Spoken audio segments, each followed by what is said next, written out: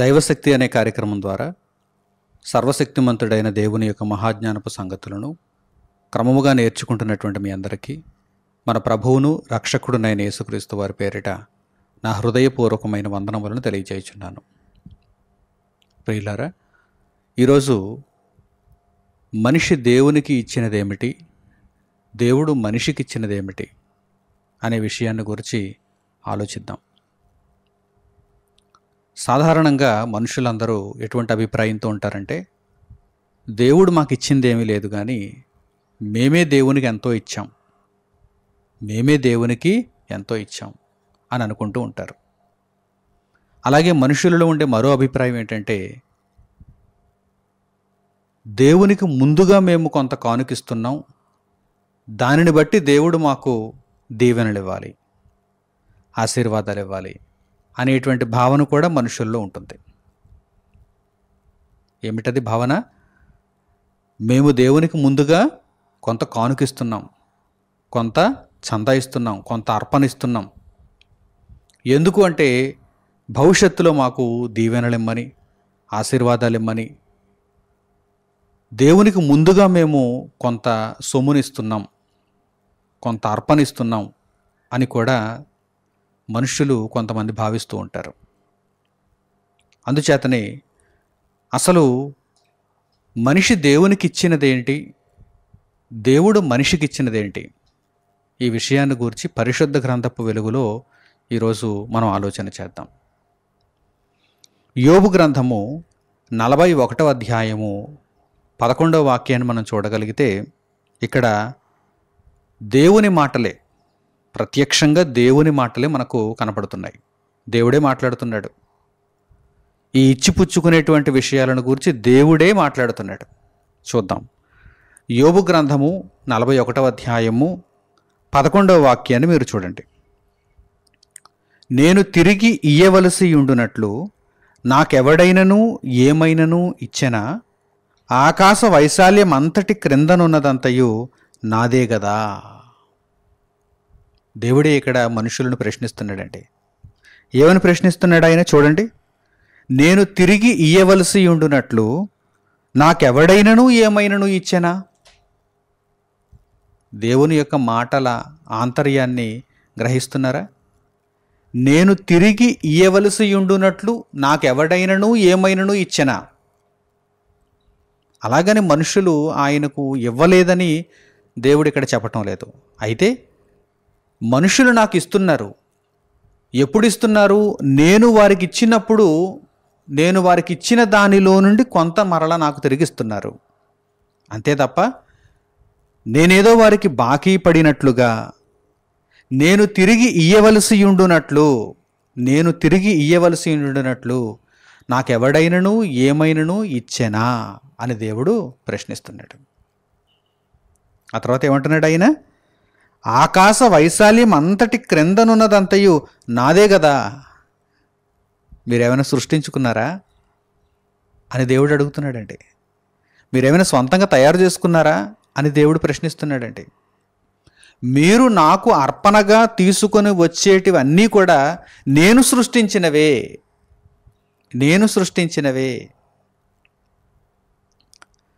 ఒక తండ్రి తన కొడుకుకో కూతురుకో ఒక బిస్కెట్ ప్యాకెట్ ఇచ్చి తినమని చెప్పినప్పుడు, ఆ బిస్కెట్ ప్యాకెట్లో బిస్కెట్ మరలా తీసుకుని వచ్చి తండ్రికి ప్రేమతో మరలా ఆ కుమారుడో ఆ కుమారుతో పెడుతున్నప్పుడు తండ్రి పొంగిపోతాడు. పెట్టే గుణం ఉంది, ఇచ్చే గుణం ఉంది నా కొడుకుకి నా కూతురికి అని తండ్రి పొంగిపోతాడు. అలాగే నా బిస్కెట్ ప్యాకెట్ అంతా ఎవరిది? తండ్రిదే కదా.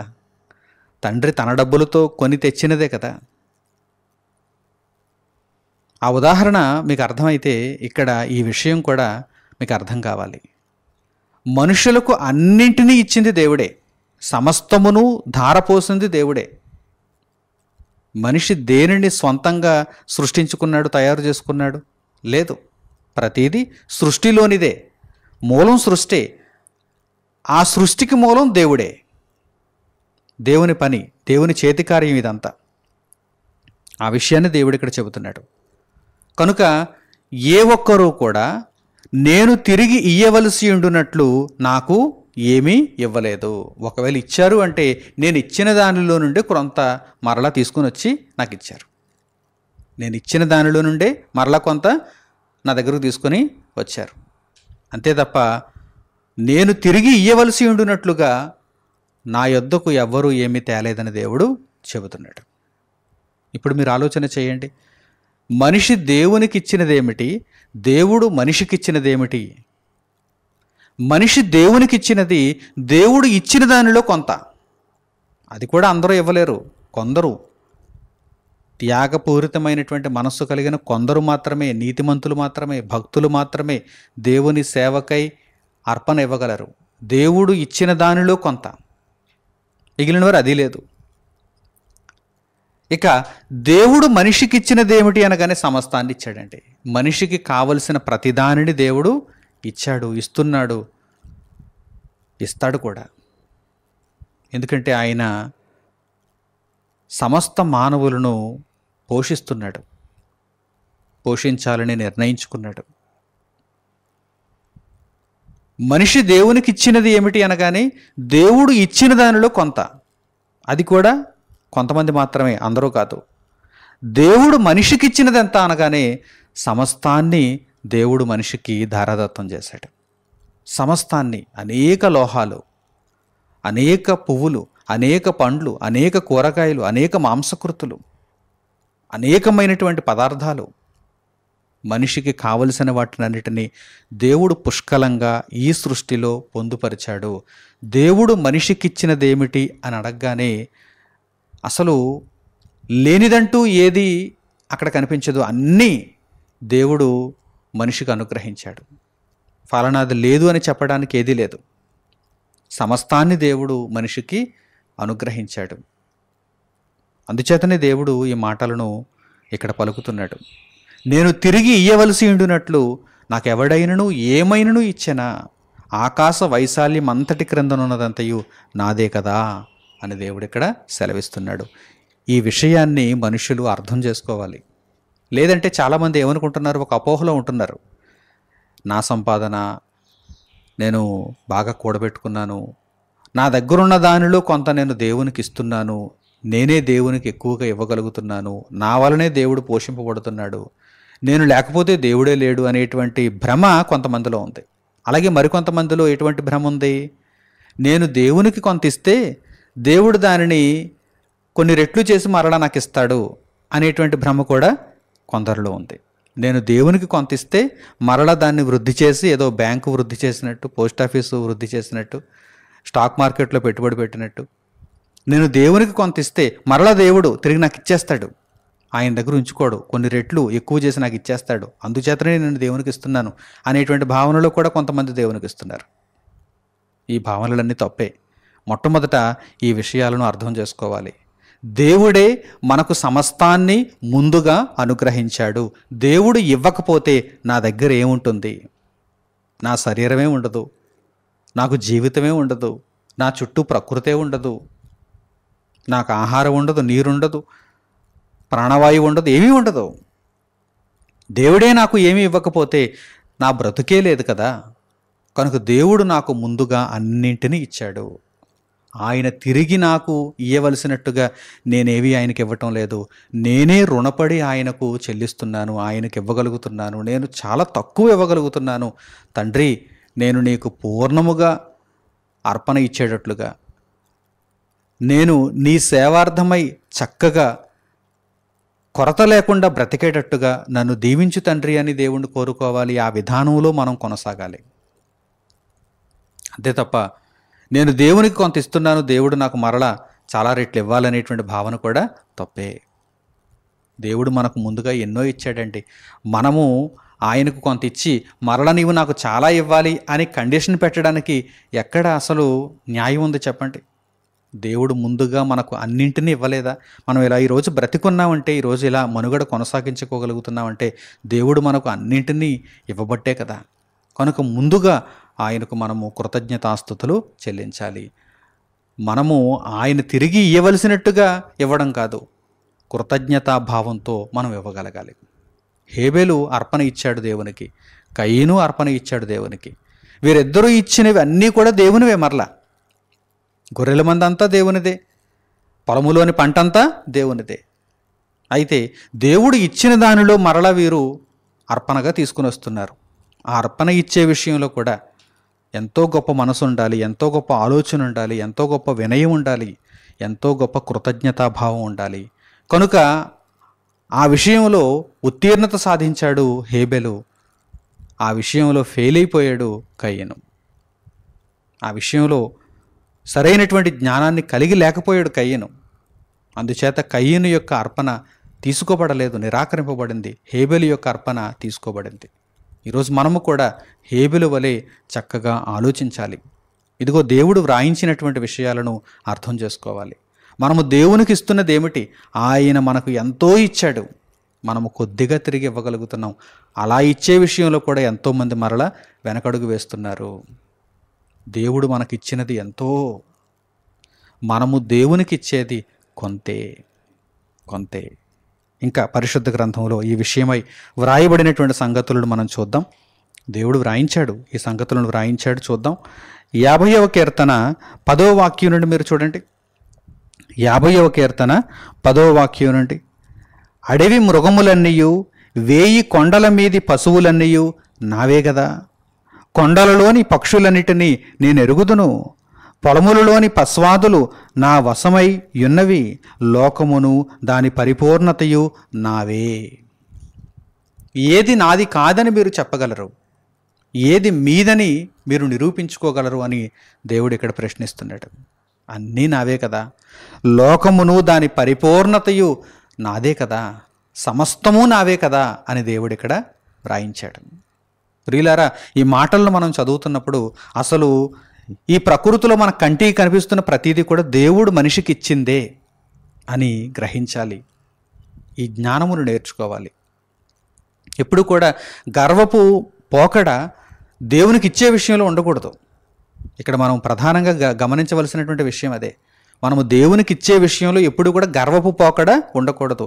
దేవునికి మనము ఎంత ఇచ్చినా కొంతే ఇస్తున్నట్టు. దేవుడు మనకు సమస్తాన్ని అనుగ్రహించాడు, ఎంతో అనుగ్రహించాడు, కావలసిన దానిని అంతటిని అనుగ్రహించాడు. మానవాళికి ఆయన ఇచ్చినటువంటి సమస్త ప్రకృతిని చూస్తే ఇదిగో చూడండి, 1000 కొండల మీద పశువులన్నీ ఆయనవే, కొండలలోని పక్షులన్నిటినీ ఆయన ఎరుగును, పొలములోని పస్వాదులు ఆయన వశం. సమస్తము ఆయనవి, సమస్తము ఆయనకు చెందినవి, ఆయన కష్టార్జితం, ఆయన చేతి పని ఇదంతా. లోకము దాని పరిపూర్ణత, దాని సంపూర్ణత అంతా కూడా దేవునిదే. కనుక దేవుడు మనిషికి ఎంతో ఇచ్చాడు, సమస్తాన్ని ఇచ్చాడు. మనిషి దేవునికి ఇవ్వటంలో మాత్రం మనిషి వెనకబడిపోయాడు, దేవుని జ్ఞానాన్ని గ్రహించలేకపోయాడు. మనిషి దేవునికి ఇచ్చినది ఏమిటి అనగానే శూన్యం అనే చెప్పాలి, శూన్యం. అలాగే పరిశుద్ధ గ్రంథంలో పౌలు గారు రోమీయులకు రాసినటువంటి పత్రిక 11వ అధ్యాయము 35వ వాక్యాన్ని కూడా మీరు చూడగలిగితే ఇక్కడ కూడా ఒక అద్భుతమైనటువంటి వాక్యం ద్వారా దేవుడు ప్రశ్నిస్తున్నాడు. ఎవరైనా నాకు ముందుగా ఇచ్చారా లేక నేను ముందుగా ఇచ్చానా అని దేవుడు ప్రశ్నిస్తున్నాడు. చూడండి, పౌలు గారు రోమీయులకు రాసిన పత్రిక 11వ అధ్యాయము 35వ వాక్యం, ముందుగా ఆయనకిచ్చి ప్రతిఫలము పొందగలవాడెవడు. ఏమంటే ఏ మనిషి అయినా ఒకే ఒక వాక్య భాగంలో దేవుడు తేల్చేస్తున్నాడు. చూడండి, ఎవరైనా సరే నాకేమైనా ఇచ్చారా అని దేవుడు ఒకే ఒక వాక్య భాగంలో తేల్చేస్తున్నాడు. ఏమంటున్నాడు ఆయన? ముందుగా మీరు నాకేమైనా ఇచ్చి ప్రతిఫలము పొందగలిగినటువంటి స్థితిలో మీరు నిలబడ్డారా చెప్పండి? లేదు. ఏ మనిషి కూడా, నేనైనా మీరైనా ఏ ఒక్కరు కూడా ముందుగా ఆయనకిచ్చి ప్రతిఫలము పొందగలిగినటువంటి పరిస్థితులలో మనం నిలబడలేదు. మరి ముందుగా ఎవరిచ్చారు? ఆయనే ఇచ్చాడు. ముందుగా ఆయనే ఇచ్చాడు. ఈ బ్రతుకును ముందుగా ఆయనే ఇచ్చాడు. ఈ జీవిత కాలాన్ని ముందుగా ఆయనే ఇచ్చాడు. బ్రతుకులో అవసరమయ్యే ప్రతిదానిని ముందుగా ఆయనే ఇచ్చాడు. ముందుగా ఆయనే ఇచ్చాడు. కొంతమంది అనుకుంటారు, నేను భేద స్థితిలో నుండి పైకొచ్చాను, ఇప్పుడు ధనవంతుడనయ్యాను, ఇప్పుడు దేవునికి నేను ఇవ్వగలుగుతున్నాను అని అనుకుంటారు. అయితే భేద స్థితిలో నుండి నిన్ను ధనవంతునిగా మార్చినదెవరు? ముందుగా నీకు ఇచ్చినదెవరు? ముందుగా ఆ స్థితిని నీకు ఆపాదించినదెవరు? దేవుడు కాదా? ముందుగా ఆయనే ఇచ్చాడు. ముందుగా ఆయనకి ఇచ్చిన వారు ఎవరు లేరండి. మీకు అర్థమవుతుందా? ముందుగా ఆయనే అందరికీ అన్నీ ఇచ్చాడు. ముందుగా ఆయనకు ఎవరు ఏమి ఇవ్వలేదు. ముందుగా ఆయనకు ఎవరైనా ఏమైనా ఇచ్చుంటే వారికి ప్రతిఫలము ఇవ్వవలసిన వాడుగా దేవుడున్ను. కానీ అటువంటి పరిస్థితి ఆయనకు లేదు. ముందుగా ఏ ఒక్కరూ కూడా ఆయనకు ఇవ్వలేదు. ఆయనే అందరికీ అన్నింటినీ ముందుగా ఇచ్చాడు. ఈ విషయం మీకు అర్థమైతేనండి దేవునికి మీరు ఎలా ఇవ్వాలో, ఎంత ఇవ్వాలో మీకే సంపూర్ణంగా గ్రహింపులోనికి వస్తుంది. ఈ విషయం మీకు అర్థమైతే ముందుగా ఆయనే కదా నాకు ఇచ్చాడు. ఈరోజు నేను ఈ స్థితిలో నిలబడ్డానంటే ఆయనే కదా నాకు అనుగ్రహించాడు. ఆయన చల్లని చూపు ఇదిగో నన్ను దీవించింది, నన్ను కాపాడింది, అనేక ఆపదలలో నుండి నన్ను రక్షించింది, జిగటగల ఊబి నుండి నన్ను లేవనెత్తింది, ఇదిగో ఉన్నత స్థలము మీద నన్ను నిలువబెట్టింది. ఆయన కృప, ఆయన చల్లని చూపు, ఆయన ఆలోచన, ఆయన ఆశీర్వాదం, ఆయన దీవెన. ముందుగా ఆయన నాకు ఇచ్చాడు, ముందుగా ఆయన నాకు అనుగ్రహించాడు. అంతే తప్ప ముందుగా నేను ఆయనకు ఇవ్వలేదు. ఇవ్వగలిగినటువంటి కెపాసిటీ ఏ ఒక్కరికి కూడా లేదు. ముందుగా ఆయనకు ఇవ్వగలిగినటువంటి, ఇచ్చినటువంటి మనిషి ఎవడూ కనిపించడం. ముందుగా ఆయనకిచ్చి ప్రతిఫలము పొందగలవాడు ఎవడు? ఆయన సర్వశక్తిమంతుడు. ఆయనకు నీవు ముందుగా ఇవ్వగలవా? ఆయన ఏమీ ఇవ్వకుండా ఆయనకు నువ్వు ముందుగా ఇవ్వగలవా? లేదు. ఆయనే ముందుగా నీకు అన్నింటినీ అనుగ్రహించాడు. అన్నింటినీ నీకు అనుగ్రహించినా అందులో కొంత దేవునికి ఇవ్వటానికి నీవు సందేహిస్తున్నావు, సంకోచిస్తున్నావు, వెనకడుగు వేస్తున్నావు, ముఖం చిన్నబుచ్చుకుంటున్నావు. దేవుని పని అనేసరికి నీవు అల్లంత దూరాన్ని పారిపోతున్నావు. దేవుడు నీకు ఇచ్చిన వాటితో పోల్చినప్పుడు దేవునికి నీవిస్తున్నది ఎంత? దేవుడు నీకు ఇచ్చిన వాటితో పోల్చినప్పుడు దేవునికి నీవు తిరిగి చెల్లిస్తున్నది ఎంత? ఒక్కసారి గమనించుకో, ఒక్కసారి ఆలోచించు. నిన్నేదో ధనమును నాకు ఇమ్మని అడగటానికి ఈ మాటలు నీకు చెప్పటం లేదు. నీవు దేవుని సువార్త నిమిత్తము కదలాలి. నీవు దేవుని యొక్క కార్యక్రమాలను నెరవేర్చడానికి నీవు నడుం బిగించాలి. దేవుని చిత్తాన్ని పరిపూర్ణం చేసుకోవటానికి నీవు అర్పణ చెల్లించాలి. ఎందుకంటే దేవుడు నీకు ఎంతో అనుగ్రహించాడు. దేవుడు నీకు ఎంతో అనుగ్రహించాడు. దేవునికి నీవు చేస్తున్నదేమిటి? ఎవరికో ఏదో ఇమ్మని నేను చెప్పటం లేదు. ఒక మనిషికి నీవు దేవుని పేరిట అతనిని ధనవంతునిగా చేయ నిమిత్తము అతనికి ముడుపులు చెల్లించమని నేను చెప్పటం లేదు. నాకు ఇమ్మను, మరొకరికి ఇమ్మను నేను ఈ మాటలను మీకు చెప్పటం లేదండి. ధనాపేక్షను కప్పిపెట్టే మాటలను మీరు తప్పుగా వీటిని తీసుకోకండి. దేవుని సేవ నిమిత్తము, అగ్నిలో నుండి ఆత్మలను రక్షించు నిమిత్తము మీరు ఏ విధంగా ఆలోచిస్తున్నారు? దేవుని సేవార్థమై, సువార్త ప్రకటన నిమిత్తమై నేను కూడా సువార్తలో పాలిభాగస్థుడును కావాలి, పాలిభాగస్థురాలను కావాలి అనేటువంటి ఆలోచన మీలో ఎంతమందికి ఉంది? అటువంటి తపన మీలో ఎంతమందికి ఉంది? దేవుడు మీకు ఎంతో ఇవ్వగా దేవునికి మీరు మరలా తిరిగి చెల్లిస్తున్నది ఏమిటి? ఎంతవరకు? ముందుగా ఆయనకిచ్చి ప్రతిఫలము పొందగలిగిన వారు ఎవరూ లేరు. ముందుగా ఆయనే మనకిచ్చాడు. ముందుగా ఆయనే మనకు సమస్తాన్ని ధారపోశాడు. ఇదిగో మీరు నా కొరకు ఆలోచిస్తున్నారా లేదా అని చూస్తున్నాడు. మీరు నా సేవార్థమై బ్రతుకుతున్నారా లేదా అని చూస్తున్నాడు. అలాగని ఆయన కడుపు నింపుకోవడానికి ఏమైనా అడుగుతున్నాడా? నాకేవో కొన్ని అప్పులు ఉన్నాయి, ఆ అప్పులు తీర్చుకోవడానికి మీరు నాకు చందా ఇవ్వండి అని ఏమైనా దేవుడు అడుగుతున్నాడా? లేక ప్రతిరోజు మీరు నాకు ఇస్తే తప్ప నా కడుపు నిండదు, నేను ఆకలితో ఉన్నాను, మీరు పెడితేనే నేను పోషింపబడతాను అనేటువంటి పరిస్థితుల్లో దేవుడు ఏమైనా ఉన్నాడా? మనుష్యులను రక్షించటానికి మీరిచ్చే అర్పణ ఉపయోగపడాలని దేవుడు కోరుకుంటున్నాడంటే ఇంతకంటే గొప్ప దేవుడు ప్రపంచంలో ఇంకెక్కడైనా ఉంటాడా? నాకు మీ యొద్ద నుండి ఒక్క పైసా వద్దు అంటున్నాడు ఆయన. మీ యొద్ద నుండి నాకు ఒక్క పైసా వద్దు, నేనే మీకు ఇచ్చాను. అయితే మీరిచ్చే కానుక, మీరిచ్చే చందా, మీరిచ్చేటువంటి అర్పణ దేని కొరకు? మిగిలినటువంటి మనుషులను అగ్నిలో నుండి లాగినట్టుగా రక్షించడం కోసం. ఇదిగో మీరు ఎలాగైతే కాపాడబడ్డారో, మీరు ఎలాగైతే దేవుని రాజ్యంలో చేర్చబడ్డారో, అలాగే మిగిలిన వారు కూడా కన్ను మూస్తే నిత్యాగ్నికి జారిపోతున్నటువంటి పరిస్థితులలో వారు కూడా సువార్తను విని రక్షింపబడటానికి సువార్తను ప్రచురించు నిమిత్తము మీరు అర్పణ చెల్లించండి. మీరు చేయూతనివ్వండి. నలుగురు చేస్తేనే కదా ఒక పని నెరవేరేది, ఒక పని ముందుకు కొనసాగేది. నలుగురు చేతులు వేస్తేనే కదా. కనుక సువార్త పనిలో నేను కూడా పాలిభాగస్తుడనవ్వాలి. సువార్త పనిలో నేను కూడా పాలిభాగస్తురాలనవ్వాలి. దేవుడు నాకు సమస్తాన్ని అనుగ్రహించాడు. దేవుడు నాకు ఎంతో దయచేశాడు. ఆయన ఇచ్చిన దానితో పోల్చినప్పుడు నేను తిరిగి చెల్లించేది చాలా తక్కువ అనేటువంటి భావనతో దేవునికి కృతజ్ఞతను చెల్లిస్తూ మన చేతులు ఆయన సేవార్థమై కష్టపడేటట్టుగా, మన చేతుల యొక్క కష్టార్జితం ఆయన సేవలు ఉపయోగపడేటట్టుగా మనము ముందుకు వెళ్ళాలి. అప్పుడు దేవుడు సంతోషిస్తాడు. ఈ జ్ఞానమంతటిని మీరు గ్రహించి దేవుని చిత్తమును నెరవేర్చుటలో మీరు కూడా పాలిభాగస్తులైతే మిమ్మును బట్టి ఆయనకు సంతోషం ఉంటుంది. లేదంటే మిమ్మును బట్టి దుఃఖమే తప్ప సంతోషం అనేది ఉండదు. యేసుక్రీస్తు ప్రభువును మన పాపముల నిమిత్తము పరిహారముగా పంపించే విషయంలో కూడా దేవుడే ముందున్నాడు తప్ప మనం కాదండి. మనము పాపాత్ములమై ఉండగానే క్రీస్తు మన కొరకు చనిపోయెను. అన్నింటిలోనూ ముందు ఆయనే. మనకిచ్చే విషయంలో అన్నింటిలోనూ ముందు ఆయనే, దేవుడే. మనం కాదు ముందుగా ఆయనే మనలను ప్రేమించాడు. ప్రేమించే విషయంలో కూడా ఆయనే ముందు. సమస్త సంగతులలో, సమస్త విషయములలో ఆయనే ముందు, ఆయనే ప్రథము. ఆయనే ముందు మనకిచ్చాడు. ఆయనే ముందు మనలను ప్రేమించాడు. ఆయనే ముందు రక్షణ ద్వారమును తెరిచాడు. అన్నింటిలోనూ ముందు ఆయనే. ఆ తరువాతే మనము ఆయనను చూచి, ఓ ఇలా ఉండాలన్నమాట, నీతిమంతుడంటే ఇలా ఉండాలన్నమాట, పరిశుద్ధుడంటే ఇలా ఉండాలన్నమాట అని తెలుసుకుంటున్నాం.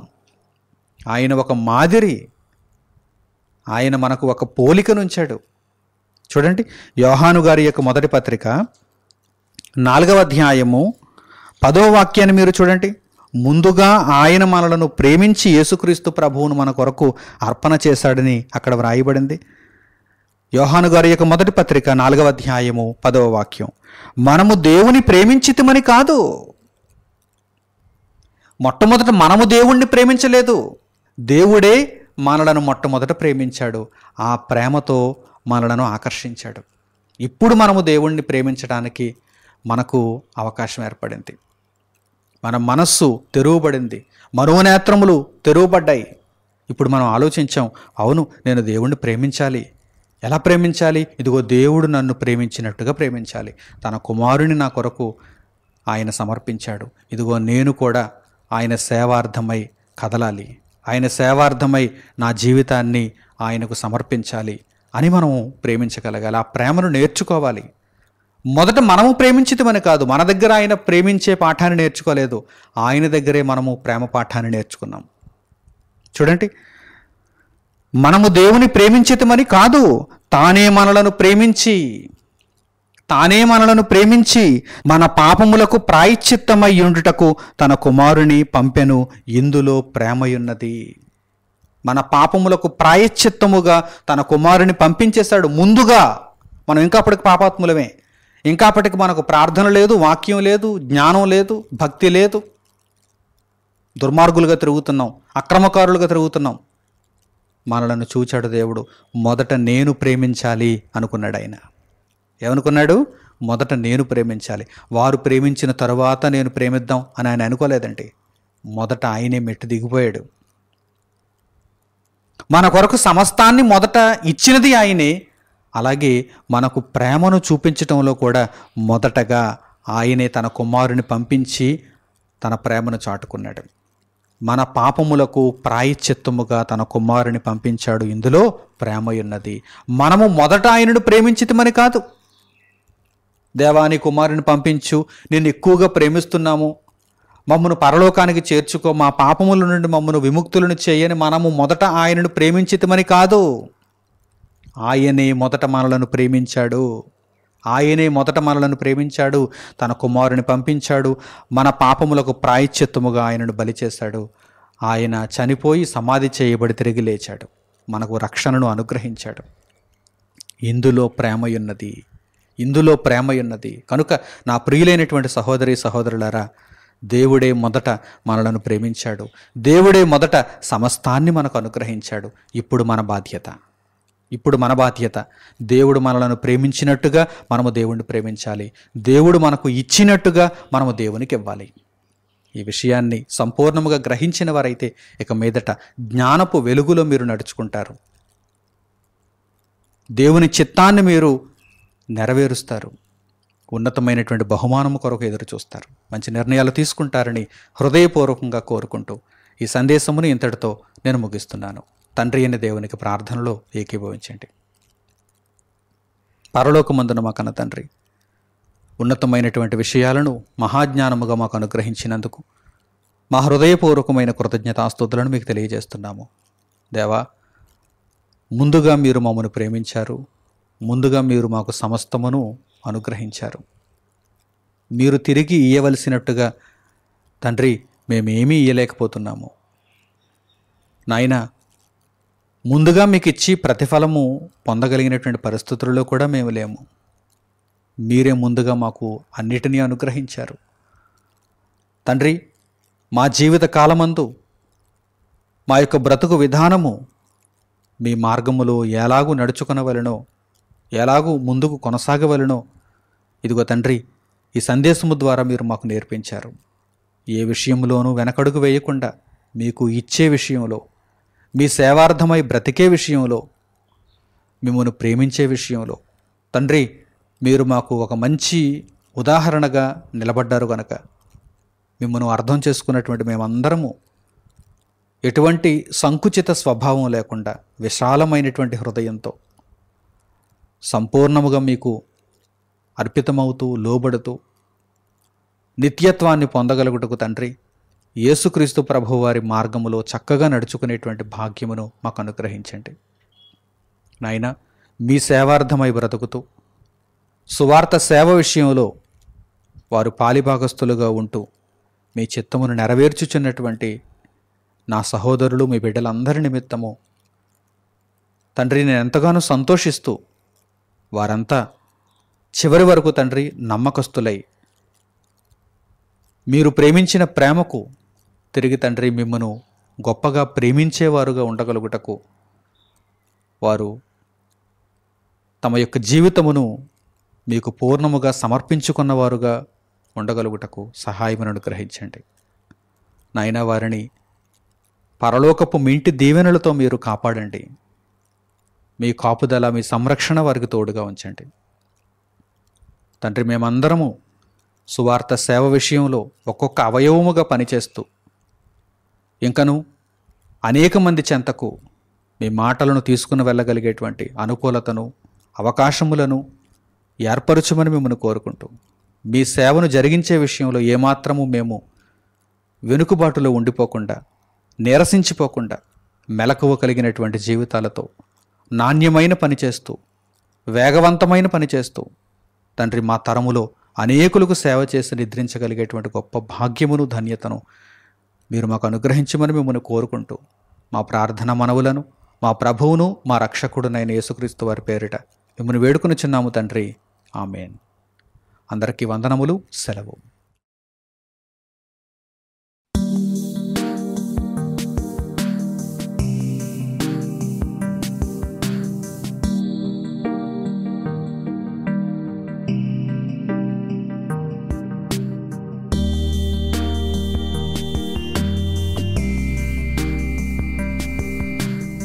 సహోదరులు మణికుమార్ గారు ప్రసంగించిన ఎన్నో ఆత్మ సంబంధమైన సంగతులను ఉచితంగా వీక్షించుటకు మా యూట్యూబ్ ఛానల్స్ను తప్పక దర్శించండి. మా సమాచారమును ఎప్పటికప్పుడు తెలుసుకొని ఆత్మీయ అభివృద్ధిని అందవలనంటే మా యూట్యూబ్ ఛానల్స్ను సబ్స్క్రైబ్ చేసుకోండి. సత్వర నోటిఫికేషన్ కొరకు సబ్స్క్రైబ్ బటన్ ప్రక్కన ఉన్న బెల్ సింబల్ను క్లిక్ చేయండి. మరిన్ని వివరాలకు మీరు సంప్రదించవలసిన మా ఫోన్ నంబర్స్ 8978414178 మరియు 8333927666. ధన్యవాదములు.